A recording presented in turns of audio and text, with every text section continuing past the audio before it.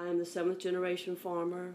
We have the 8th generation. I have nephews who are farming with us, so we are a living, working family farm. I grew up here. I grew up working on the farm with my sister, and we were able to work in the field when we cut cabbage. And we started out doing the menial stuff, putting boxes together, and then we moved up and we became cutters and packers, and our dad kind of left us in the field to help oversee what was going on.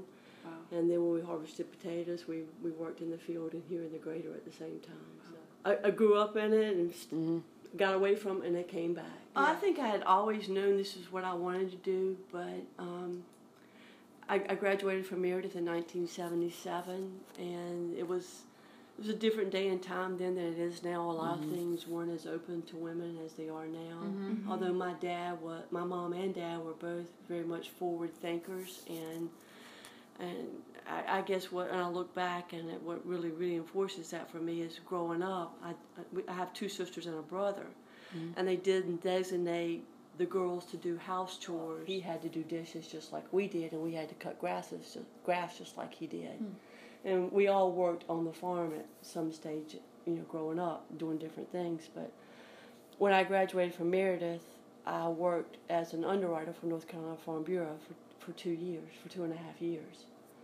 And so my dad offered me the opportunity to come home to work on the farm, which is what I wanted to do. So I left Raleigh and came here and have been here ever since. Right. So I am in charge of selling the potatoes every day, and we can generate 8 loads basically a day, and whatever we don't sell that day, that means you have that much more to sell the next day. So typically in the summertime, come in at 7. I take inventory of the potatoes that are in the cooler. We grow 3 colors, the different colors, the different size containers, the different size packaging that they're in. So in case somebody calls, I can say, yes, we have it. And also, I do inventory to make sure when trucks show up for that day's shipments that we have everything that's supposed to go out on that truck. We're here at least until 8 or 9 o'clock. Wow. There have been times when we have been here as late as 1 o'clock at night. Oh, my goodness. And when the next day we get up, we come back the same time and we start all over again. The saying here is, dry weather scares you, wet weather kills you, and it's true. We'd much rather have a dry year than have a wet year. We stand to lose more, but we also stand to gain more. In 2006, we had gotten potatoes all the way up to June, which is we're about 3 weeks away from harvest.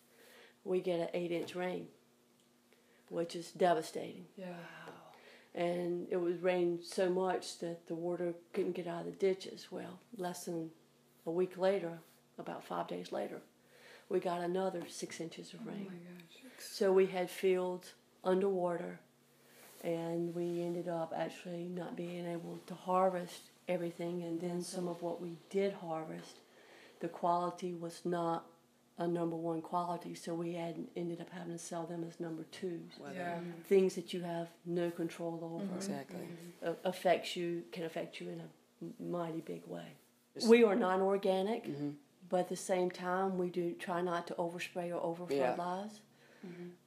I think sometimes people think that farmers are guilty and we just go out and just put out fertilizer, we just go out and spray to spray, and we don't care where we spray or how much we spray. That is not true for one thing.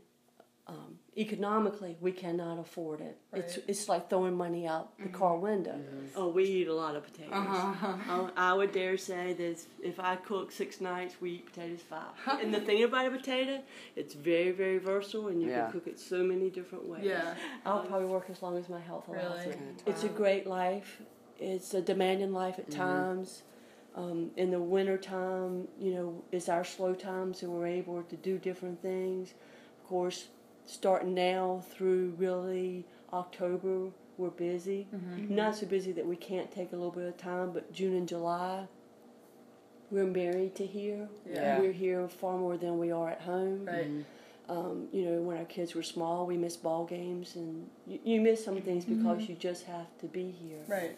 But it's a great life. Yeah. It's the opportunity that our children growing up could work in it. It's great. I mean, I wouldn't trade it for anything. Yeah.